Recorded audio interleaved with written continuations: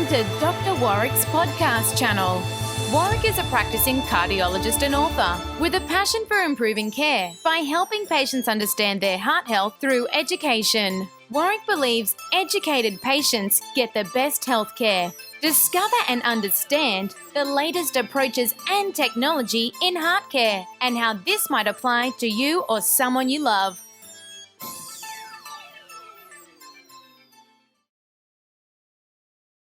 Hi, my name is Doctor Warrick Bishop and I'd like to welcome you to my podcast and videocast station. Today I'm joined by Dr. Karam Kostner, a friend and colleague. Hi, Karam. Hi, Warrick. Thanks for having me again. Today we decided we'd talk about something a bit different, and we thought we'd talk about why did we become a cardiologist. So I'm going to hand it over to you to start off with, Karam. You get to run the interview to start with. Yes, Warrick. In fact, I always wondered why you ended up as a cardiologist. You know, I could see you in different medical specialties as well. You're very good at explaining things simply. You know, surgeons would really benefit from this sometimes. What made you interested in cardiology? Well, truth be told, my journey started years ago. In high school, I was pretty good at maths and science and drawing, and I thought I'd be an engineer and applied for work experience as an engineer, and unbeknownst to me, ended up doing civil engineering, which is really a very small part of engineering. And the exposure I had was in an office with a few blokes drinking coffee out of dirty cups, designing retaining walls and reticulation systems. And it didn't grab me at the time. And I thought, well, I said to my dad, I don't think I can do engineering if this is engineering. And of course, I missed out on aeronautical engineering and electrical and various other things.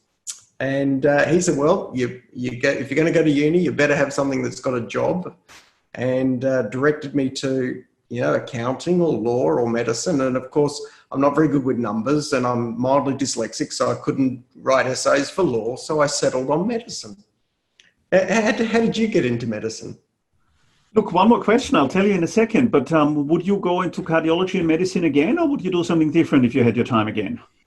Look, I love what I do, and I think I would do it all again. I had ups and downs and found the journey difficult. At one stage, during my advanced training, I had the motto, smart enough to get in, dumb enough to do it, which is not very positive. And this career has been fantastic for me. And when I got through my physician exams, one of the first rotations I did was hematology. And at the time, you may or may not recall this, they were just finding out that vitamin A could alter the genetic expression in particular cancers. And there was a cancer called hairy cell leukemia. And this was like front page of the Lancet, and, it was leading journal sort of material. And I thought it was fascinating and was so excited about hematology. I could see myself being a hematologist for the rest of my life until I went to the ward rounds and we were looking at the slides of the individual patients, and the consultant was describing the brown degranulation, the pink eosinophil stains. And you may not know, but I'm colorblind. And I literally sat there completely unable to see what they were talking about. And so I could never be a hematologist. That's very interesting. Yeah, look, I always was interested in languages, first of all, because I was very good in languages like French and English and Italian when I was young. But my parents early on said, look, in 20 years, computers are going to do all the translating and you may be unemployed if you're unlucky. So there went my idea of languages. And then I was very interested in veterinary science because my grandfather was a veterinary doctor, and he specializes in exotic animals and horses. And I went with him when I was small. But again, he said, look, in a couple of years, it'll all be about small animals. It won't be the country veterinarian that he was. And he talked me out of it. He said, you might as well do medicine. And so I studied medicine. And after I had finished medicine, or during my studies, I worked in laboratories. I was already interested in lipids. My father is a biochemist who was an expert in lipidology as well. So I worked in lipid laboratories in Germany and Austria and fell in love with biochemistry to a certain degree and wanted to become a medical biochemist or a laboratory physician.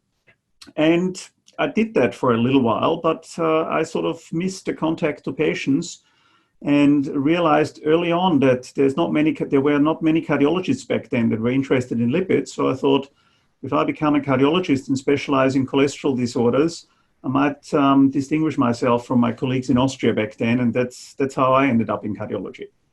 Well, congratulations to you, Karam. Not only have you distinguished yourself from your colleagues in Austria, but you're a leader in Australia and recognised worldwide these days. So congratulations to you. No, thank you very much. Whereas I got into cardiology because I was colourblind and everything in cardiology. Well, but you also ended up as an expert in imaging, and doing a fantastic job now to bring medicine to the people, which is more important than a lot of the science that we do. Well, CT is black and white, so it works for me. Excellent. So, do you look back and think you would rather have done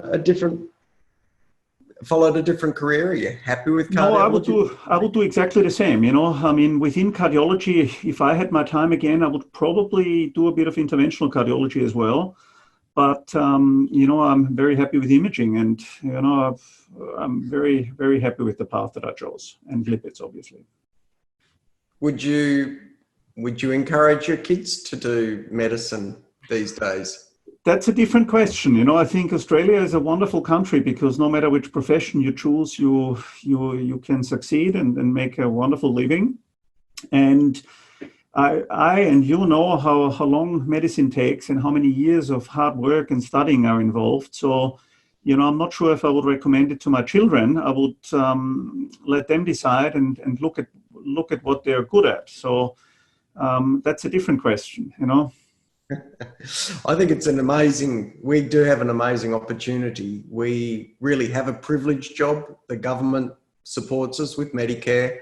Our patients trust us. We have the chance to make a real and meaningful difference in people's lives on a daily basis. It's an incredibly nourishing opportunity and something I don't take for granted, but I agree.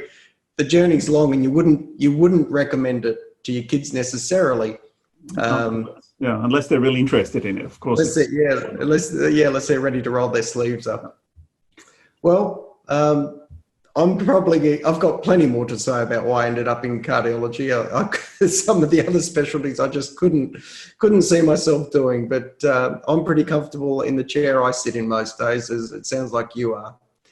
Anything you want to wrap up with, Karam? Because we'll call this one to an end. Thanks for asking. I think it was an interesting discussion. As always. I'm going to wrap it up there. For those who are listening, I hope you found that just a little bit interesting. Drop us a note. You know the email address. Till next time, thank you so much for joining us, and please don't die from a heart attack. Goodbye. You have been listening to another podcast from Dr. Warrick. Visit his website at drwarrickbishop.com for the latest news on heart disease. If you love this podcast, feel free to leave us a review.